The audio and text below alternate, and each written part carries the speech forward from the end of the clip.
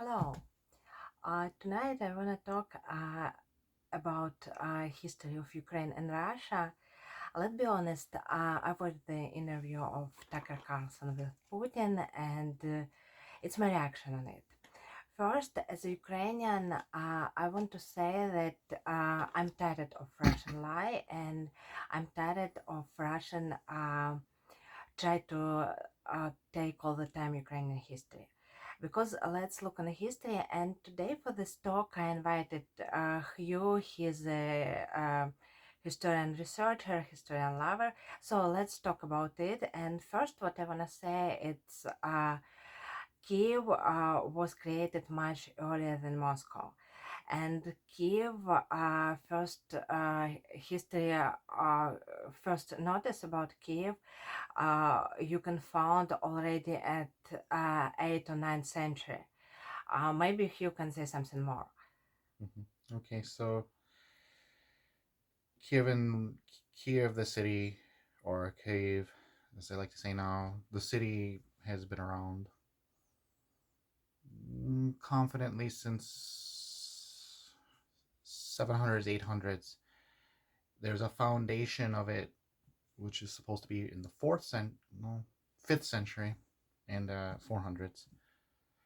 But a lot of cities have these myths, a lot of old cities have these myths like that where they're older, but we can confidently say that this was a major city in 800s, 900s, and definitely a major power in the 900s and thousands. This what is called Rus, or they say Kievan Rus, but Kievan Rus people would not have called themselves that. If anything, they would have said Rus. Besides their local names, there's a lot of different tribal names for Slavs at this time, but Rus was this core identity around Kiev, and it was not. Um, at this time, there was no such thing as Moscow, Moskva. There was this did not exist. Moskva has a myth. They have a myth that they founded the city in 1189, and if that was to be taken at face value, that's already a couple hundred years older than Kiev. I mean, newer than Kiev. Sorry, and we don't really have any confident documentation of that because in this time there was Vladimir Suzdal, which is a peripheral around the area of Moscow, peripheral province of Kievan Rus or tributary. It eventually became kind of independent when the Mongols came. Well, Kievan Rus kind of split apart a little bit, and then the Mongols came. Moscow itself, we can confidently say around 1300s.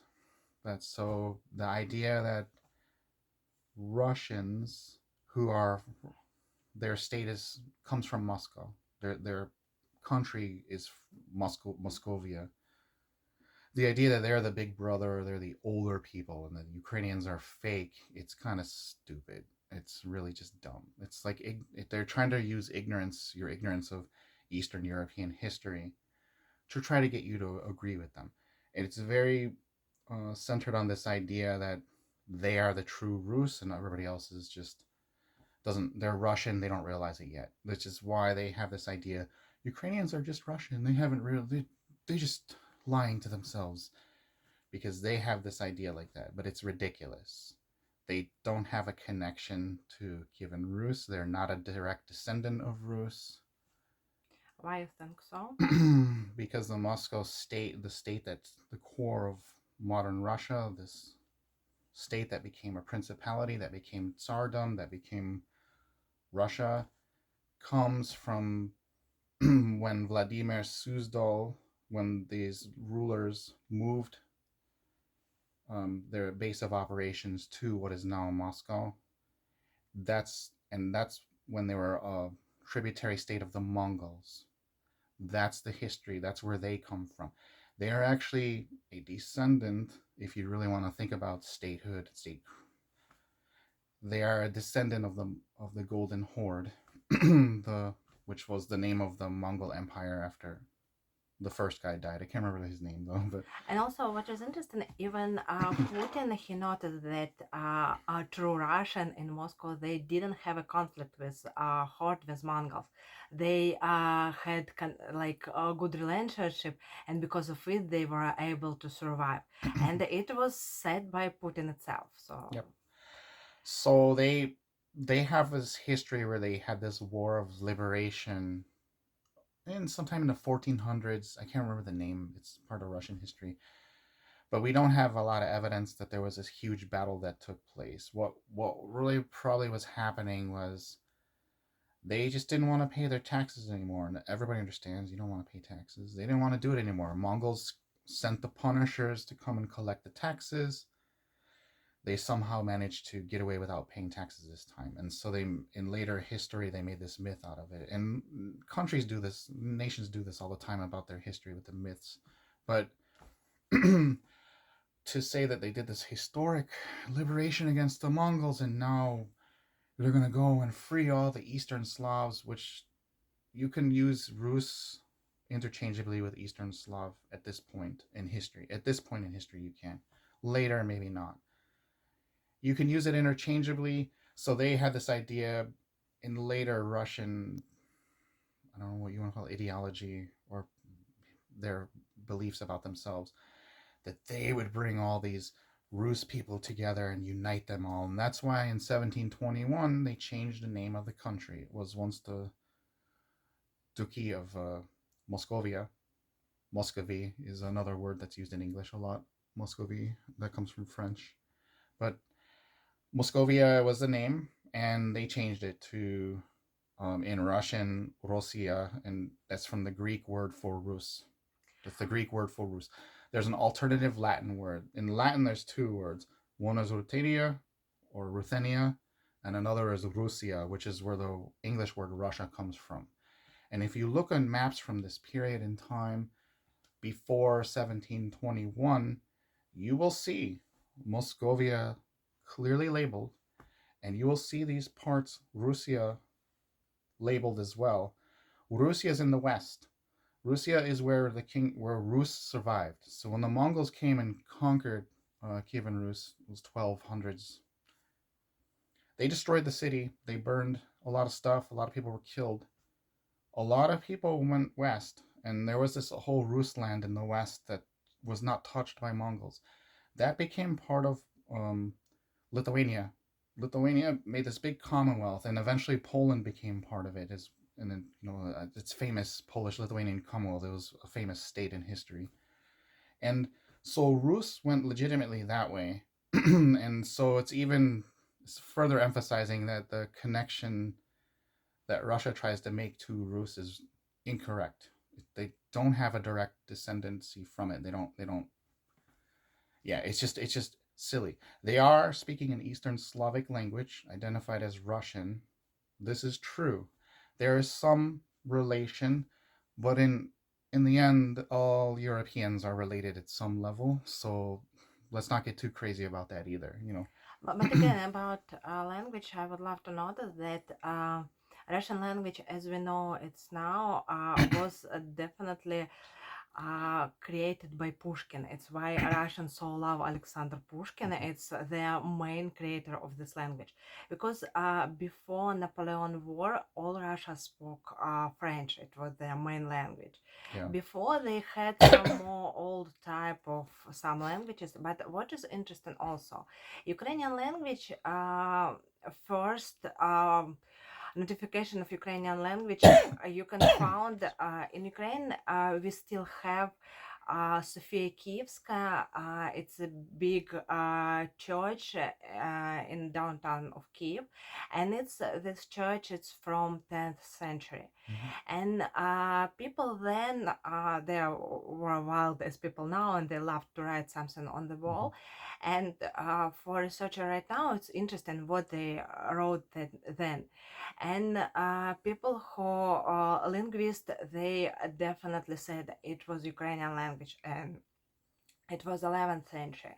It was far, it was 10th century. It was even before Moscow was created. It was before all kind of Russian language was created. Yep. And what also happened with Ukrainian language right now, Russian main argument that Ukrainian language is not real one and Russian is main language. But what's happened? Ukrainian language was cancelled since 17th century. Russians, because Ukraine was occupied from Peter the Great and later, Ukraine was under Russian occupation. And also Peter the Great, he stole this name Rus Mhm. and took it for Russia, because before it was definitely Moscovia. Yeah. And they were called Moscovite. It wasn't Moscovite. any, they weren't Russian. Rus, it was territory of Ukraine now. Rus or Ruthenia, how it said, you said a little earlier. And later they started to destroy all Ukrainian books. Mhm. And it would be another video when I would talk maybe with you, maybe myself. You could also look on history. You can find this information, how many times Ukrainian language was destroyed, or were books were destroyed, Mm. all kind of literature in Ukrainian language was forbidden, Mhm. all kind of Ukrainian theater, Ukrainian science was completely cancelled and forbidden, and people who tried to do it, they were killed. And it's since 17th century, it what we know. And the Ukrainians were killed for their language. And of course, only one language was what you could freely use in Ukraine. It was Russian language. It was official language.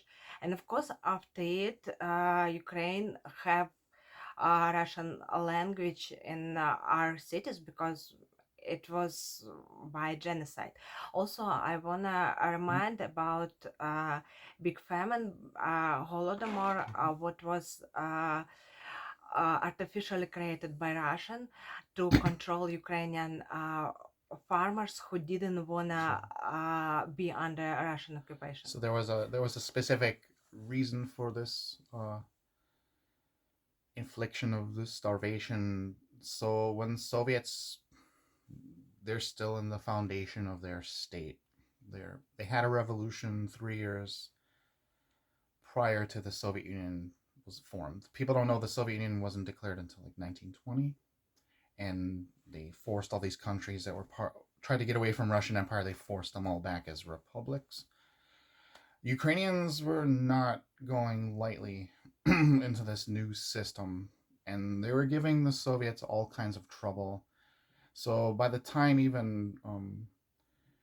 they were that's why Lenin tried this whole idea of let's relax and make this Ukrainian nation state, and they brought these Ukrainian writers and historians. People came back.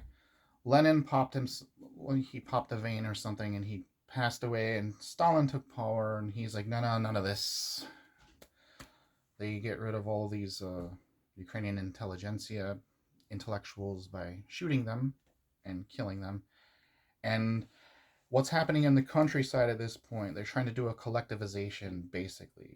They're basically trying to say, you work this land, but now you are a serf for the government. You're a slave for the government. Everything is owned by the government, and you will work and you will give everything to them. Ukrainians by this point had their own territories, their own lands. They had a system of private ownership. They had won this during this big revolutionary period. They had taken land back. If there were landlords, they took it back. They didn't want to give this up suddenly to the new landlord. So there were peasant, you can call them peasant uprisings. That's the word that's often used in history, like historian textbooks. The peasant uprisings. By this time the Holodomor happened, there were so many peasant uprisings in Ukraine, and basically the Stalin solution is we're going to pacify them by starving them.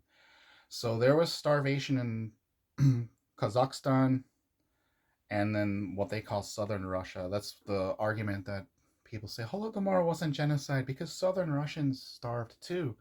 It wasn't against Ukrainians, but this place that is called southern Russia is actually historically Ukrainian territory as well. There's Kuban and other places. um, outside of the borders of present day Ukraine that were Ukrainian, and they suffered too. And in the Soviet system, no other people was as controlled as Ukrainians. They could not leave. Like if the village was destined to die, basically blacklisted. They had a list. They cut it off. Nobody could bring supplies. Nobody could come out, and they just let those people die. So, and it's kind of funny. Like some of the tankies try to say Holodomor wasn't real because there was weather. The weather caused it. They had perfect weather. It should have been a great harvest. They Um, should have had the thing. What the Soviets did was not only did they cut off all supplies, but they came in and took everything that they could find from food, everything, and these people died, and they just let them die. There are Ukrainian members of the Communist Party who tried to appeal to Stalin. We have the letters. Please do something, because they still had faith, I guess, and they please do something, and nothing was done.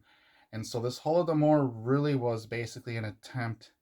They had crushed the intellectuals, so now it was an attempt to destroy the peasants. And that was basically what they were doing. They were trying to destroy Ukraine as a nation. and also this moment about Holodomor, it was I afraid to say wrong number. Do you remember number of how many people died? I'm not really good. So unfortunately, we only have estimates because Yeah, I know it's estimates because nobody really count then, so and low estimates go up to 3 to 4 million. High estimates go between 7 to 10 million, depending on. And the reason why there's such a variance is because you have to decide whether you want to include secondary causes of starvation, which, to be honest, most people in a famine don't directly starve to death themselves. They usually get some disease because they're weak and they die of that. So, and it depends on how these are going to be counted. Also, back then, it's not like everybody had a social security number and an ID card. So it's like if somebody passed away and their body's in the ground, they've disappeared unless there's a family to remember them. But in many cases, entire families died. So, yeah, um, and I also wanna go back to this topic of Ukrainian language and Russian language. And when it's happened, a lot of places Russian immediately put Russian people in those places. They just replaced Ukrainian villages with Russian people. So the same like it's happened right now. We can see what's going on in Mariupol when they destroyed Ukrainian city, they destroyed Ukrainian mhm. whole families, and right now they uh like you can find it in They're internet. selling it real estate. Yeah, they sell in real estate and they say, oh, Russian business coming to Mariupol, and it's Mm-hmm. what's happened already in history, and it's what's happened in the They're beginning doing it of again. 20th century, and it's not like Soviet Union presented Ukraine. No, they destroyed everything what they could do, and Mm-hmm. they just leave this name Ukraine without language, just still Ukrainian history, Mm-hmm. and just pretending that Ukraine was always part of Russia, because all those Soviet time they loved to tell those stories that it was the same country, even in reality it wasn't. And I wanna go a little bit back Mm-hmm. in the past to this moment of Novgorod and Moscovia So, and mhm. Mongols. So Novgorod is an interesting case. So Novgorod is one of those places that's considered like core modern core Russian territory, right? Like core part of the history. Novgorod is an instruction. It's an illumination of what this Muscovite state really was. Novgorod was offered by the Tsar of Moskva, whatever you want to call it, to bend the knee, basically submit. Novgorod, they were independent minded, and like, no, we're not gonna submit. So they laid siege to the city. They eventually won. Which, if you put a city under siege and your army does not all die of disease, you win. Basically, that's how siege warfare works. Basically, they won. They got into the city. They killed everybody inside Novgorod. The entire population was just exterminated. So for Russians to say that Novgorod is part of their history is kind of incorrect. They wiped them out. There's no Novgorodians, whatever. They've done this to other cities that are considered core Russian cities: Astrakhan, Tver, Pskov. There's some others. They've basically massacred the populations. These all these Novgorod is actually another famous part of Old Rus. They were a peripheral principality who had some independence after the Kievan Rus core broke apart. They had some independence, so that they do play a part in history, but they're gone. They were killed off by Muscovites, and today Russia is trying to do the same thing with Ukraine. They're basically trying to kill it off. Um, it's kind of like Groundhog's Day. This state that's from Moscow is doing the same thing that it has always done since the 1400s, when it really got to its power and when it really became a thing to be reckoned with. And it has not changed. This idea of Russia 1721, you can look it up when Muscovy changed. You can even find it on Wikipedia. Google it. 1721, that's when they changed the name. You can see old coins they used to press. Muscovy, Yeah, it was Muscovy, Moscovia. Muscovy, all this coins, and then later it's Russia. You can see the reason why they want Russia is, you can say, it's like a prestige, like how people want to be Romans, like Western Europeans want to be Yeah. Romans. It's prestige, man. It's like, look at this, is the greatest thing ever. We want this. We're this. Also, it gives them excuse to conquer the rest of the Eastern Slavic territory. And in fact, in a way, the way they use it, I think they mean all Slavs, because in a way there was a pan-Slavic movement in Russia a couple 150 years ago, pan-Slavism, which was this belief that Russia should take over all Slavic countries because they're all really Russian. This is why they worked really hard to destroy Poland. You saw what, if you look in Polish history, you'll see they tried to do Poland. I don't know what they're doing, trying to do Ukraine. Same thing. The thing is now is, people might say, well, is there any hope? Could you push back Russia? I'm like, Russia's been pushed back many times in history. Don't worry about that. You just gotta fight them. The thing to thing is, just as today, Russia kind of has to deal with the fact that there's an independent Poland, even though they slapped it or they really did a lot of damage. Maybe they accept it, I don't know, but for a while it seemed like they accepted it. In the future, they're going to have to just accept that there's independent Ukraine, and it's not theirs, and they don't have a relationship with Ukraine now besides war and conquest. And the true thing, you can get into post-colonial theory, whatever, I don't know if people are. I've read a lot about it. This idea of a settler move to innocence. So settlers are basically a colonialists who come to a land. They feel guilty that they're there, so they find a way to pretend that they're indigenous. You can see this happen here and there, and it's not that common. It does happen though. You can see it happening, and you could say that's what Russia is doing with this claim to being Russian, and everybody's really Russian, and it sounds like, oh well, they're just wrong. It sounds like just a game, but you have to realize this is the justification for the slaughter of hundreds of thousands of people. This kind of stuff is what gets entire populations killed. This is where genocide comes from. It starts from here. It starts from this mentality that you're not a real people. We are the real people. We Yeah, are and older than you. How dare you? Look at the Germans. Were talking about Jews. They're not really European. They're not even a real people. They were like a disease. And in today's Russia, that's how they explain Ukrainians. It's like a mental illness, yeah, like a disease. You yeah, have it's to like eradicate it. nationalists, Nationalists, yeah. And if fascists, just because Ukrainians don't want to believe in this Russian stolen history that yep, they are Rus, we are nationalists. And yep. yeah, they all the time say, but Ukrainians speak Russian. But yeah, because Ukrainians were destroyed, because Ukrainian language was destroyed, and yeah, Mm-hmm. because of it, a lot of Ukrainians, even now, you could listen Russian, even since this big war has started, many people just, with all their force, try to change to Ukrainian language. And you could say that, yeah, I just lost it. And I can say that you can find a lot of even people who truly are Ukrainian nationalists who unfortunately, like just like that, they still use Russian language. And I'm from Kharkiv. I grew up in Kharkiv. Yeah, it was completely Russian speaking city. In my city, we had, I believe, just two Ukrainian school and whole 2 million people city. It was completely Russian speaking city because it was like Russia controlled what kind of language you can use in Soviet Union. Yep. And but people, we still have this memory. We Ukrainian, we're not Russian, and And Ukrainian still yeah, has tens of millions of speakers. yeah, It's a state official language. You can even see this President Zelensky, who's also a Russian speaking background, speaking Ukrainian now.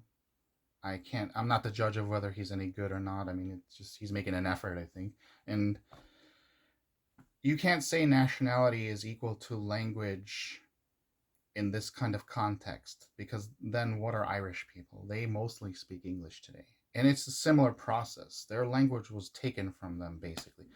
Starvation, same thing, a forced famine. Is there any famine that's really natural? No. It's usually because somebody is either taking food away or blocking food from getting there. That's when people start to starve, because usually one region or another, there's some food somewhere that can be brought. And colonialism, bringing people in to settle the land who are loyal to you and will speak your language. There were bans on Irish language in Ireland, so it's very similar. Just Ukrainians still have this core, tens of millions of speakers of Ukrainian and literature. They have a lot of literature, yeah, we do. and so they're bringing this back. This is like a revival, and unfortunately, it's a crappy circumstance that this revival is happening in the midst of this horrible war, and a lot of people are dying because of this. But they're doing it, and yeah, the thing that people I think don't really understand is there's so much bullshit about that Russia's put out into the information sphere, even in history. There's all these Slavic departments, mostly Russia, in institutions and universities, and it's this Russian point of view. And when they say Slavic, it's just Russian, really. It's not about Czechs, Poles, Ukrainians. It's just Russians. And I get it. There's 35 million of them. I get it. They're like the biggest one, but there are other Slavic people too. Ukrainians around the world, probably 50 million, 50, 60 million, maybe more. Uh, that's a big country. That's a big group of people. And again, I would say if already about these national moments, not all Russian, definitely not all of them are Slavic. Absolutely not. No, they're totally not. They They have have different, some yeah, part of yeah. it They have as colonies. Slavic, but like Russia, it's a big colonist country. They are the largest unrepentant land empire. They have never faced a moment where they've had to feel guilty or bad and release the empire. A lot of other countries have done this, like countries that had done some horrible things in history. France, England, they've done some stuff. But could you say now that French people are imperialist? Do you see French people calling to revive this French empire? Do you see English people, I mean, outside of Northern Ireland, do you see English people like wanting to take India because India was once historically British? But Russians feel like they have a right to this territories that used to be part of their empire. Not only that, but if you don't agree with them, you are Russophobic. And if you are one of these people, like Ukrainians or Tatars, who don't want to be Russian, they'll call you a Nazi. And the reason why they call you a Nazi is not because you don't like Jews or whatever. Let's be honest, in World War II, Russian history, they don't care about Jews. They don't care about anything that happened to any of these people that were killed by Nazis. What makes you a Nazi is you're fighting Russia. That's all they care about. And so if you are resisting or fighting Russia, you're a Nazi. That's why you can have Solovyov make ridiculous statements. Solovyov is a famous Russian television talking head. You can look him up. he can make a ridiculous statement talking about how all the West are Nazis and how we alone, Russia, we fought and won this war. That's to him it makes sense. To you, you're like, what?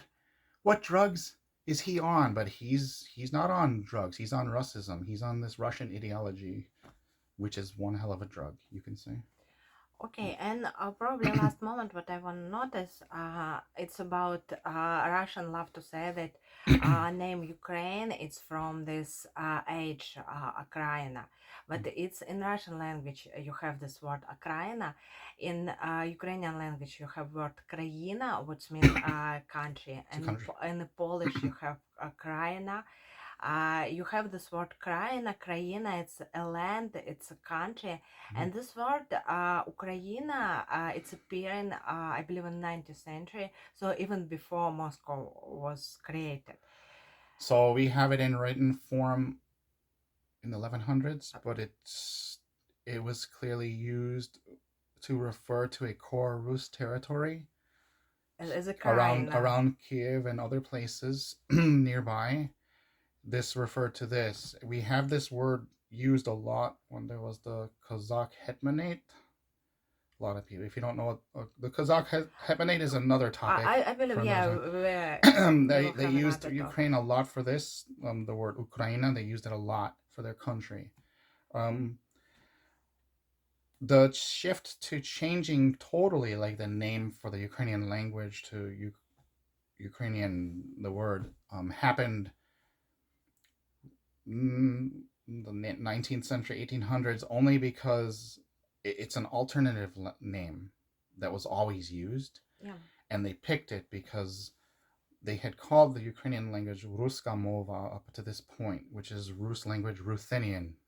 You can call it Ruthenian. And they just realized the Muscovites have taken this name. We need to use the other name. And so Ukraina has always been a term used. It's not something new, and it doesn't mean borderland. yeah, So absolutely not. And if I, anything, you could say it means core. So like there's a lot of etymological connection. A lot of people say Ukraina is come from inside. It could mean inside the country, even though the grammar is weird. But you could equate it to like this is the name that people who lived in this core territory called it. And it's an old name. It's not new, and it's not borderland. So Russia likes to try to delegitimize Ukraine's existence by everything, by the name Ukrainians use, everything.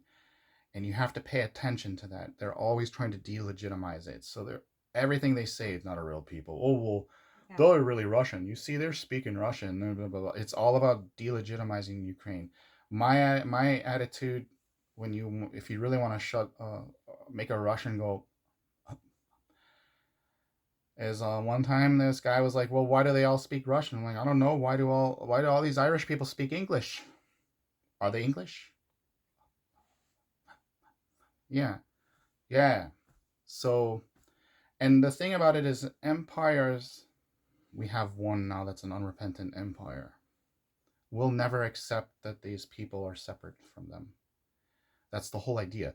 So when Russians talk about the mysterious soul and we don't know where our borders are, it's because they're an empire. They're imperialists. They believe honestly.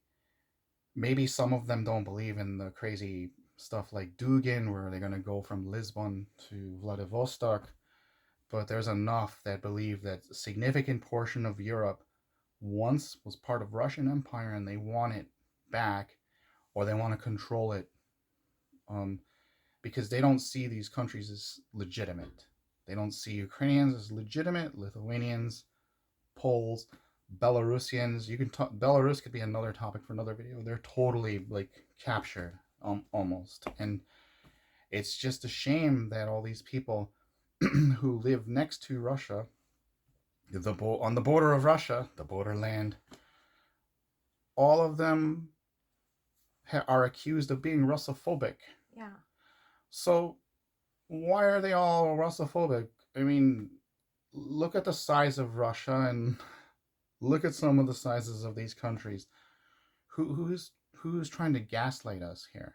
Like Russia's trying to gaslight you into thinking poor Russia. Nobody likes them. Why does nobody like them? Think about why do a whole lot of Latin Americans don't like the US? Think about it. Well, they were pushed around by the US. It's the same thing. These people have been pushed around by Russians. And so it's kind of like that. Just like you're not going to be able to get Israeli Jews to suddenly accept German Nazis, you're not going to be able to get Ukrainians or Poles to say, okay, Russians, we're brothers. It's not going to happen. Even we thought that we are brothers in Soviet time. But I wanna finish this topic right now, and if you like it, if you want that we would continue, please put like, leave some comments. So this video just about it, and it's a lot of to talk about more. I just don't want to do this video endless right now. And if you're interested in any of historical works written by professional historians, say something and I can give a list. We should do it. Okay. Okay. All right. Thank you. Have a Bye-bye. good one.